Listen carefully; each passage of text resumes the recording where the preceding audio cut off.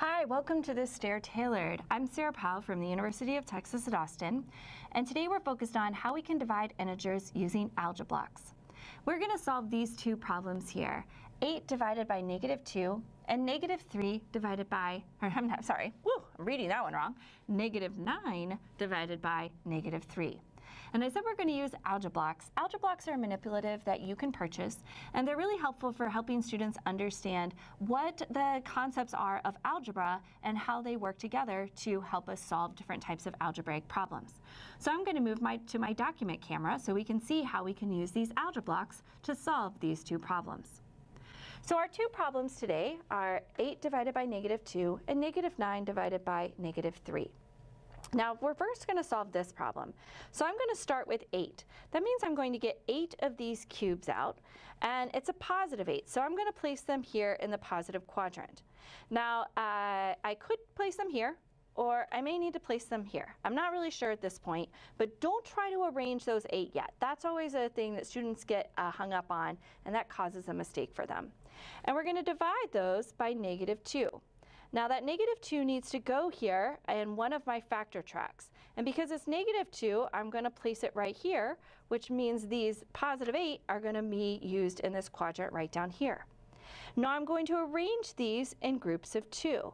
All right, so I take my dividend, which was 8, and I arrange it by the divisor, which was -2. Now to figure out my quotient, I need to place cubes over here to see what area is made up when I divide. And so when we have positive 8 and we divide by -2, my quotient is -1, 2, 3, 4. -4. I'll go ahead and write that right here. Now let's solve the next problem. So I'm going to move my cubes from my quadrant mat and my factor track there. Take them and put them off the mat. So we start with -9. So I'm going to go ahead and get out 9 and put them in either this negative space or that negative space. And I may need to change that depending upon the divisor. So here I'm divided by -3. Here I can place -3 right here.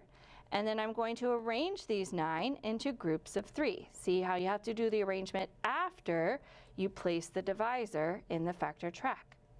Now to figure out the quotient, I can see I need 1, 2, 3 cubes to complete this area or this array.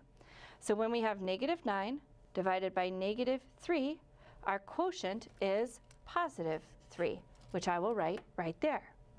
So those were 2 examples of how we can use those Algeblocks to help students understand what it means when we divide integers.